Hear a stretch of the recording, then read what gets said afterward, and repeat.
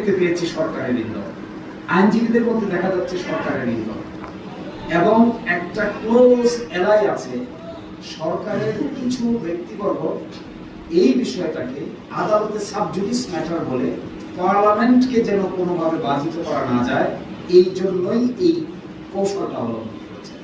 আমরা আদালতে প্রশ্ন তুলেছি যে 10 দিন অপেক্ষা করে পার্লামেন্ট যদি সিদ্ধান্ত নেয় তাহলে আদালতের হস্তক্ষেপ করার কোনো প্রয়োজন নাই, মাত্র 10 দিন।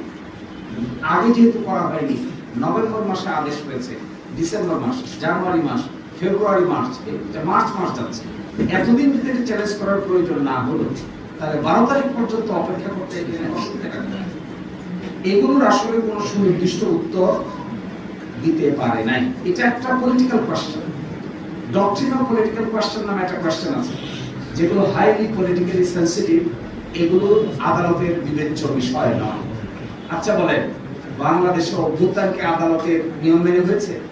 আদালতের আদেশ মেনে কি মাস আফসার হয়েছে, বিপ্লব হয়েছে, অন্তর্বর্তী সরকার হয়েছে, কিংবা গণভোট হয়েছে, কিংবা জাতীয় নির্বাচন হয়েছে? এখন এসে দেখেন খুব ইন্টারেস্টিং, জাতীয় নির্বাচনের পাঠ্যপুকে চ্যালেঞ্জ করে না, চ্যালেঞ্জ করে শুধু গণভোটের পাঠ।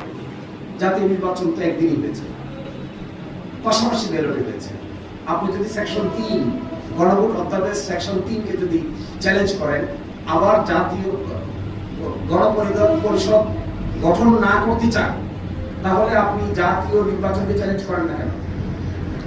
জাতীয় নির্বাচন ঠিক থাকবে কিন্তু গণভোট ঠিক থাকবে, জাতীয় নির্বাচনের ফলাফল ঠিক থাকবে কিন্তু গণপরিষদ গঠন করা যাবে না।